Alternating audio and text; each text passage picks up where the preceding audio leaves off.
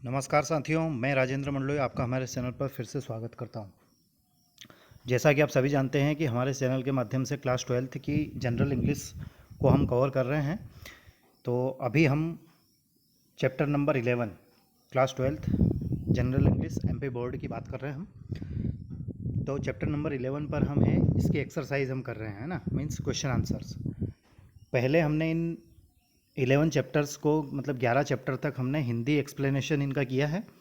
वो वीडियोज़ यदि आपने नहीं देखे हैं और पिछले वीडियोज़ में हमने जो एक्सरसाइज के वीडियोज़ अपलोड किए हैं उनको यदि आपने नहीं देखा है तो उन वीडियोज़ को देखने के लिए आप प्लेलिस्ट में जाकर सब A to Z मटेरियल आपको मिलेगा वहाँ पर। क्लास 12th की text book, workbook, note making एवं समरी और ग्रामेटिकल पोर्शन के वीडियोज़ भी आपको प्रोवाइड हमने पहले किए हैं। तो उन वीडियोस को देखने के लिए हमारे चैनल को पहले आप सब्सक्राइब करें। सब्सक्राइब करने के बाद प्लेलिस्ट में जाकर उनको देख सकते हैं।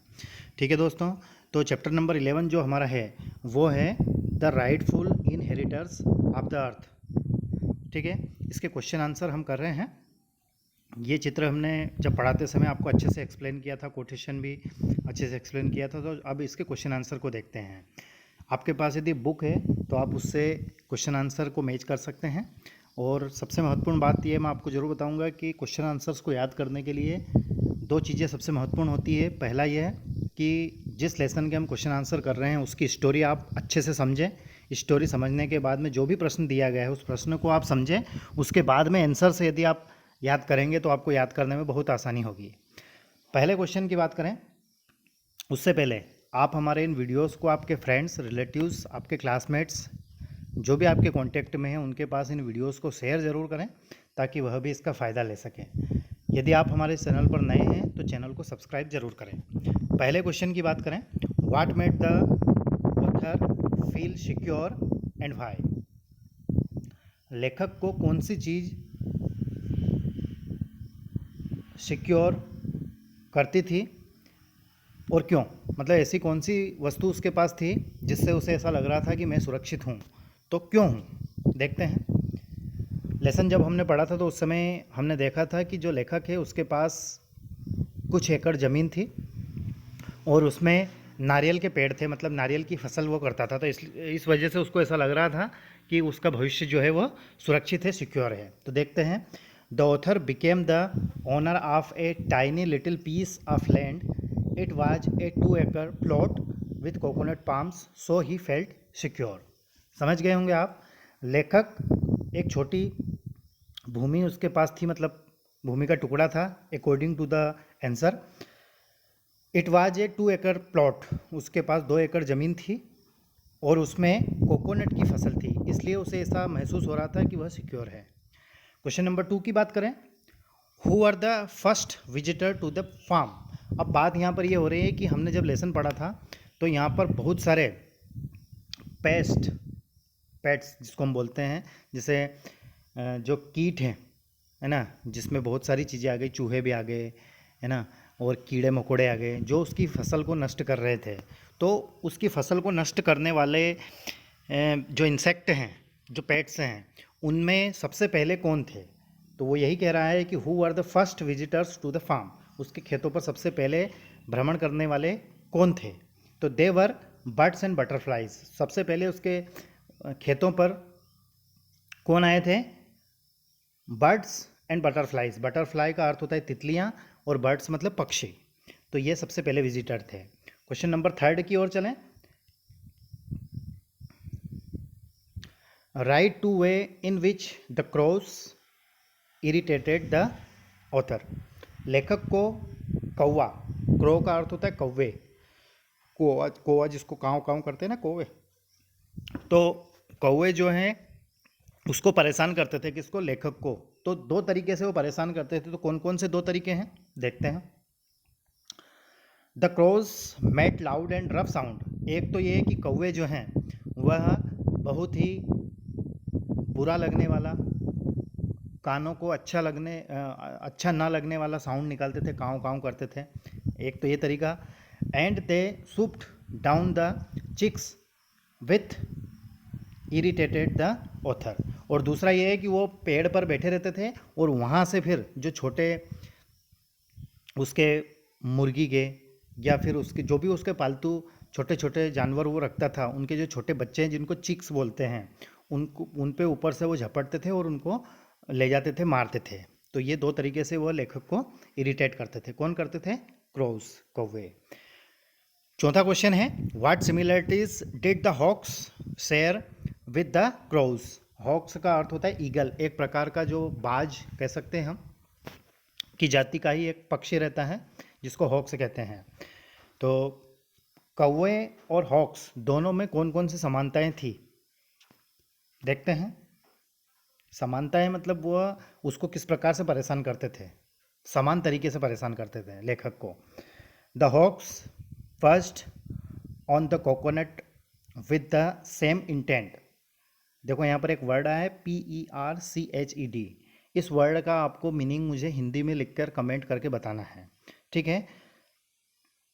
तो हॉक्स जो थे वह कोकोनट जो ट्री थे उस पर पर्च करते थे विथ द सेम इंटेंट, उसी इरादे से। किस इरादे से? जैसे कि कौवे करते थे। That is to swooped down the chicks, और वह भी ऊपर से, ऊपर पहले बैठे रहते थे और फिर जो छोटे चूजे हैं चिक्स उन पर झपटते थे। सूप्ड का अर्थ होता है ऊपर से एकदम से किसी वस्तु पर झपटना, ये जानवर को झपटना। क्वेश्चन नंबर 5 है, what was the majestic creature that the author encountered. लेखक से एक बहुत ही भव्य प्राणी मिलता है उसके खेत पर, जिससे उसकी आकस्मिक भिड़ंत होती है। तो कौन है वो, देखते हैं। The majestic creature that is author encountered was a cobra snake. जो एक भव्य द्वितीय तरीके से लेखक के सामने आ जाता है, वह प्राणी था कोबरा स्नैक। मतलब कोबरा जो कि एक सर्प की प्रजाति है, वह उसके सामने आ जाता है। हमने बहुत ही अच्छे से डिटेल में इस लेसन को पढ़ा है। वो वीडियोस यदि आपने नहीं देखे हैं तो उन वीडियोस को आप ज़रूर देखें, प्लेलिस्ट में हमने उनको ऐड कर दिया है। साथ ही हमारे इन वीडियोस को एक्सरसाइज के वीडियो हैं, वर्कबुक के हैं, टेक्स्ट बुक के हैं, ग्रामेटिकल पोर्शन के हैं, नोट में की हम समरी के हैं, और भी राइटिंग स्किल्स के वीडियो अभी हम तैयार आपके लिए करेंगे। तो इन वीडियोज़ को आप अपने फ्रेंड्स रिलेटिव्स के पास शेयर करना ना भूलें। उम्मीद करता हूँ कि आप इन वीडियोज़ को उनके पास शेयर ज़रूर करेंगे। क्वेश्चन नंबर 6 की बात करें, how did the author react to his wife's complaint that the fruits were being consumed by birds and mammals. देखिए यहाँ पर क्वेश्चन को समझना इंपॉर्टेंट है, तो क्वेश्चन में कुछ नए वर्ड्स आए हैं तो मैं आपको समझा देता हूँ। कंज्यूम्ड का अर्थ होता है उपयोग करना, ठीक है, समय के अनुसार उपयोग करना। और मैमल्स का अर्थ होता है स्तनधारी। क्या होता है? स्तनधारी। अब स्तनधारी क्या होते हैं? आप में से बहुत से स्टूडेंट्स बायो सब्जेक्ट के होंगे। जो भी बायो सब्जेक्ट वाले हैं, जीव विज्ञान वाले छात्र छात्राएं हैं, वो मुझे कमेंट्स करके ज़रूर बताएं कि हाँ हम बायो वाले हैं, तो ताकि मुझे भी पता चले कि कौन कौन से किस सब्जेक्ट के हैं, तो उस हिसाब से भी हम समझने में आसानी रहेगी। तो जैसे यहाँ पर वर्ड आया है स्तनधारी, तो स्तनधारी का अर्थ होता है मतलब ऐसे जीव जंतु जो कि डायरेक्ट जन्म देते हैं। जन्म देते हैं मतलब ना तो वो अंडे नहीं देते हैं, उनको दूध पिलाते हैं जन्म देने के बाद, है ना, उसको स्तनधारी कहते हैं। क्या ये है मेरी जो डेफिनेशन है मैमल्स की, या क्या ये सही है, ये भी आप कमेंट्स करके ज़रूर बताएं। तो चलिए क्वेश्चन को समझने का प्रयास करते हैं। How did the author react to his wife's complaint that the fruits were being consumed by birds and mammals. तो उस लेखक की पत्नी ने उससे शिकायत की थी कि फलों को पक्षी और स्तनधारी जो जानवर हैं वह कंज्यूम्ड कर रहे हैं, मतलब उनका उपयोग कर रहे हैं, उनको खा रहे हैं। तो देखते हैं फिर लेखक ने क्या कहा। द ऑथर सेड, लेखक ने कहा, God almighty has created a variety of things for his creations. Almighty मतलब सर्वशक्तिमान। भगवान ईश्वर सर्वशक्तिमान ने अलग अलग प्रजातियों के या तरीके के की चीज़ें उसने बनाई हैं, प्राणियों को उसने बनाया है ना। उसमें हम भी आ गए, जानवर भी आ गए, पक्षी भी आ गए। Don't you think we should remind our self, हमेशा हमें हमारे बारे में ही नहीं सोचना चाहिए, that birds, beast and insect too are entitled to the produce of the earth. जैसे पक्षी, जानवर, कीड़े मकोड़े, इन सब का अधिकार भी पृथ्वी की उपज पर है, जैसा कि हमारा है। मान लीजिए कि जैसे कोकोनट है, कोकोनट क्या है, मतलब नारियल का जो पेड़ है उसके फल हैं, उस फल पर जितना हमारा अधिकार है उतना ही अधिकार पक्षियों का, जानवरों का और कीड़े मकोड़ों का है। यह इस प्रकार से उसका जो लेखक है उसकी अपनी पत्नी को बताता है। क्वेश्चन नंबर 7 की बात करें, how did the author justify the killing of rats. Lesson हमने पढ़ा था, उस समय हमने अच्छे से डिटेल में पढ़ा था कि लेखक की पत्नी जो है वह एक रेड पॉइजन लेकर आती है, मतलब चूहों को मारने की दवा, जहर लेकर आती है और उससे बहुत सारे चूहे मरते हैं। तो जब वो चूहे मरे तो उस समय लेखक की क्या प्रतिक्रिया थी वह हम देखते हैं। He said that it is very unfortunate, वह कहता है कि यह बहुत ही दुर्भाग्यवश है, ये दुर्भाग्यशाली है। That rats have to be killed so that we can live, चूहे मारे जाते हैं क्योंकि हम जीवित रह सकें। We need a scientific method, a novel idea that will make it possible for us, हमें किसी ऐसे साइंटिफिक मतलब वैज्ञानिक साइंटिफिक मेथड की आवश्यकता है, या फिर किसी उपन्यास के आइडिया की आवश्यकता है जिससे यह संभव हो सके कि हम चूहों को बिना मारे या किसी प्राणी को बिना मारे जीवित रह सकें। जनरली हम देखते हैं कि हम चूहों को मारते हैं, जो बर्ड्स एंड बटरफ्लाइज हैं, कीड़े मकोड़े हैं, इनको मारते हैं ताकि हम जीवित रह सकें। तो लेखक यह सोचता है कि कुछ ऐसा तरीका निजात हो सके कि इनको मारे बिना ही हम जीवित रह सकें, वह भी जीवित रह सके और हम भी, लेकिन अभी तक ऐसा संभव नहीं हो पा रहा है। दिन प्रतिदिन जैसे जैसे आबादी बढ़ती जा रही है ना, ज़मीनें कम होती जा रही हैं, गांव जो है शहरों में परिवर्तित होते जा रहे हैं, तो दिनों दिन हम ये देखते जा रहे हैं कि जो नेचर्स ब्यूटी है वो डिस्ट्रैक्ट होती जा रही है ना। ये मेरा ओपिनियन मैं आपको बता रहा हूँ, और इसी की वजह से दिनों दिन ये प्रॉब्लम्स क्रिएट हो रही है। जैसे आज हम कोरोना जैसी जो भयानक जो महामारी है इससे गुजर रहे हैं, तो इसी प्रकार की प्रॉब्लम्स आगे भी आनी है यदि इसी प्रकार से ह्यूमंस की यदि सोच रहती है तो। चलो ये तो ठीक है, फिलहाल हम हमारी स्टडी की बात करते हैं। तो क्वेश्चन नंबर 8 की ओर चलें। What were the consequences of poisoning the rates in and around the house. अब उसकी पत्नी ने क्या किया कि जो चूहे मारने की दवा मतलब जहर वो लेकर आई थी, उसको उसने अपने घर में, है ना, इन मतलब अंदर, और अराउंड द हाउस और घर के बाहर उस चूहे मारने की दवा को डाल दिया। तो उसके क्या परिणाम हुए, कॉन्सिक्वेंसेस का अर्थ होता है परिणाम, तो उस पॉइजन का परिणाम क्या हुआ, तो देखते हैं क्या परिणाम हुआ।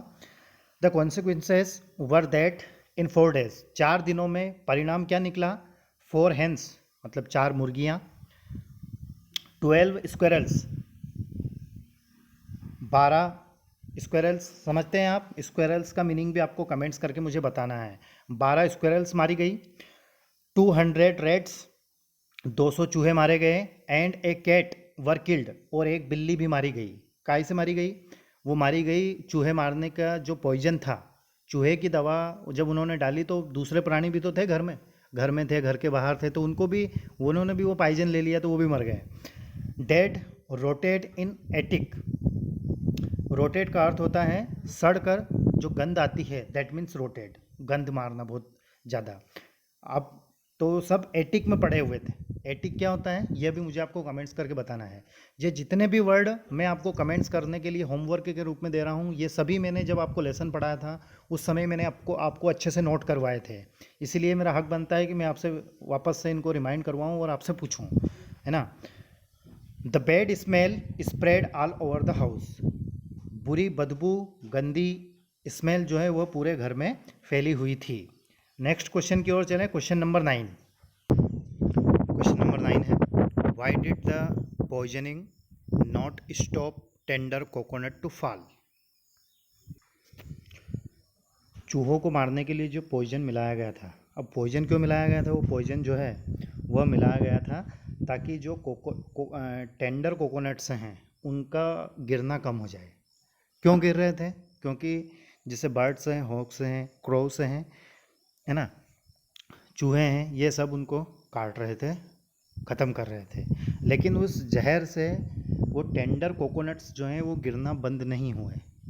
ठीक है, मतलब पक्षियों के द्वारा, इंसेक्ट के द्वारा, इन सभी के द्वारा जो जो उनको नष्ट किया जा रहा था वो कम नहीं हुआ। तो यहाँ पर मैं आपके लिए होमवर्क के लिए फिर एक वर्ड दे रहा हूँ, टेंडर। टेंडर का हिंदी में आपको लिख के भेजना है। ये हमने क्लास 11th में भी पढ़ा था, जब हमने इस लेसन को पढ़ाया था उस समय भी मैंने आपको बताया था। तो टेंडर का आंसर हिंदी में क्या है वह भी आपको बताना है। तो देखते हैं कि जहर के कारण टेंडर कोकोनट्स का गिरना बंद क्यों नहीं हुआ। It was because the culprits for falling of tender coconuts were not rats. यहाँ पर फिर एक वर्ड आया है कल्प्रिट्स। हालांकि मैं इसका आपको आंसर बता ही देता हूँ। कल्प्रिट्स का अर्थ होता है दोषी या फिर अपराधी। क्या होता है? दोषी या फिर अपराधी। तो यहाँ पर आंसर ये हो रहा है कि it was because the culprits for falling of tender coconuts were not rats. जो टेंडर कोकोनट्स गिरने का जो कारण था वह था कल्प्रिट्स। अब कल्प्रिट्स सब ये समझ रहे थे कि वह चूहे हैं, लेकिन चूहे नारियल के पेड़ पर चढ़कर उन टेंडर कोकोनट्स को थोड़ी गिरा रहे थे। उनको तो गिरा रहे थे चमगादड़, कौवे और hawks.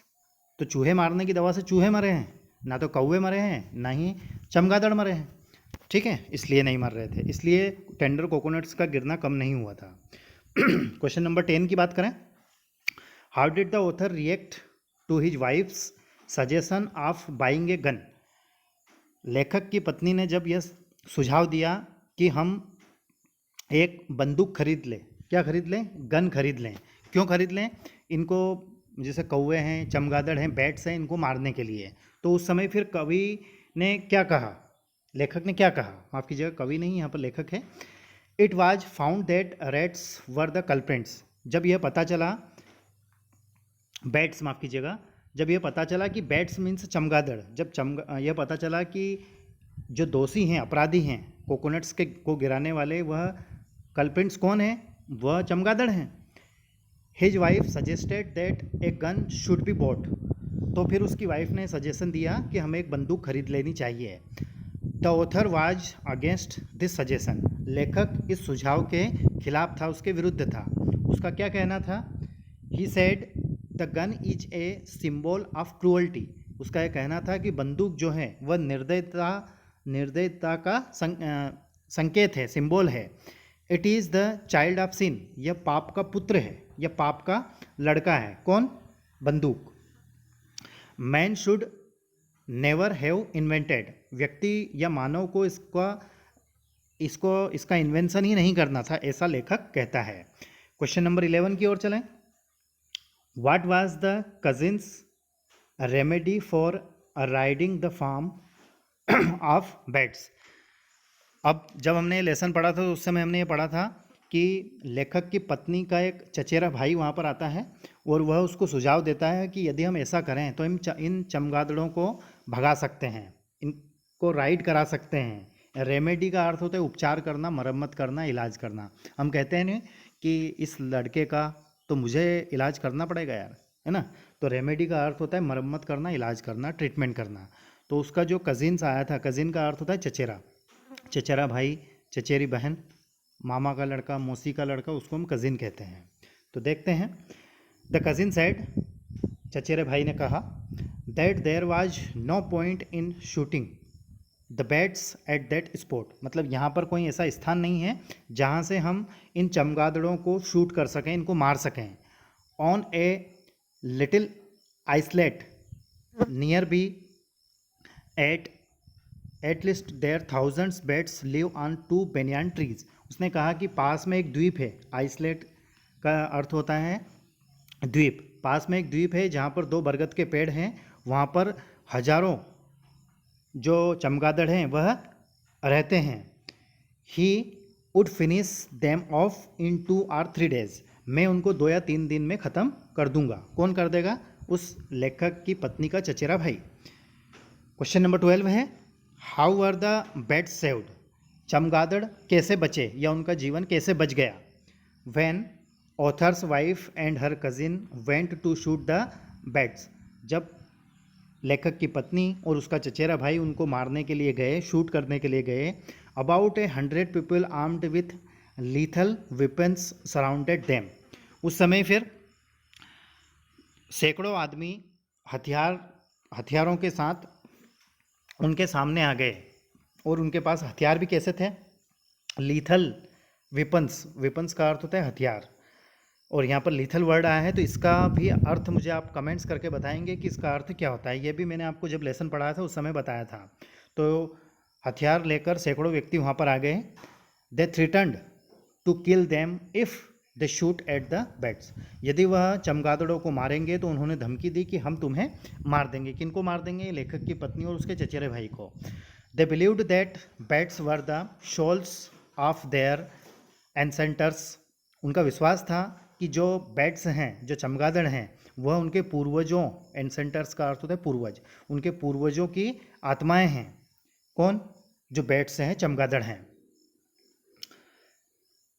The wife and cousin had to come back, अब उसकी, लेखक की पत्नी और उसके चचेरे भाई को घर आना था, वापस आना था। दस द बैट्स वर सेव्ड, इस प्रकार से चमगादड़ों की जान बच गई। क्वेश्चन नंबर 13 है और आज के इस वीडियो का लास्ट क्वेश्चन है। What conclusion did the author observe, माफ कीजिएगा, author derive after the incident at the island. Island मतलब द्वीप पर जो घटना हुई थी, बरगद के पेड़ों पर जो चमगादड़ थे वहाँ पर वो मारने गए तो वहाँ जो घटना हुई उसका क्या निष्कर्ष निकला, तो देखते हैं। The author concluded that bats are among god's many creations, लेखक के अनुसार यह निष्कर्ष निकला कि चमगादड़ जो हैं, भगवान ने जितने भी प्राणियों की रचना की है उनमें से एक हैं, है ना, वह भी हमारे जैसे ही हैं।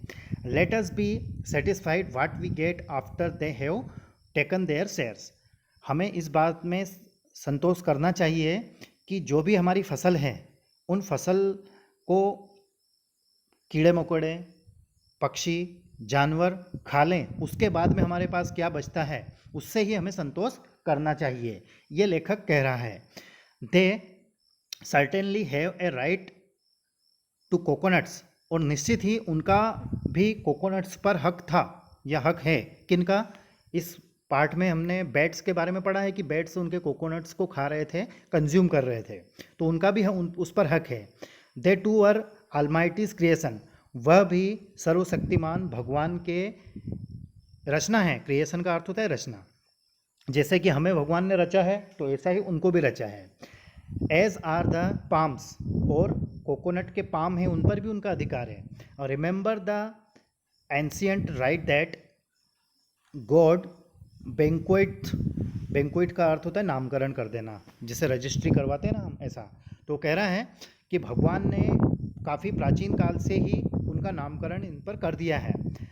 All living beings are the rightful inheritors of the earth, दुनिया में जितनी भी जीवित चीज़ें हैं वह सभी पृथ्वी के सही उत्तराधिकारी हैं। इनहेरिटर्स का अर्थ होता है उत्तराधिकारी होना। ठीक है दोस्तों, तो ये हमने चैप्टर नंबर 11 के क्वेश्चन आंसर्स मीन्स एक्सरसाइज को कवर किया है। आपको हमारा वीडियो कैसा लगा कमेंट्स करके ज़रूर बताएं। पिछले वीडियोस यदि आपने नहीं देखे हैं तो उन वीडियोस को आप प्लेलिस्ट में जाकर देख सकते हैं। चैनल पर यदि आप नए हैं तो हमारे चैनल को आप सब्सक्राइब करें। सब्सक्राइब करने के बाद में प्लेलिस्ट में जाकर जो भी उपयोगी मटेरियल आपको लगे वह आप देख सकते हैं। किसी स्पेशल टॉपिक का यदि आप डिमांड करते हैं तो वह मुझे कमेंट्स करके बता सकते हैं। किसी प्रकार का डाउट हो, कोई क्यूरी हो तो भी कमेंट्स कर सकते हैं।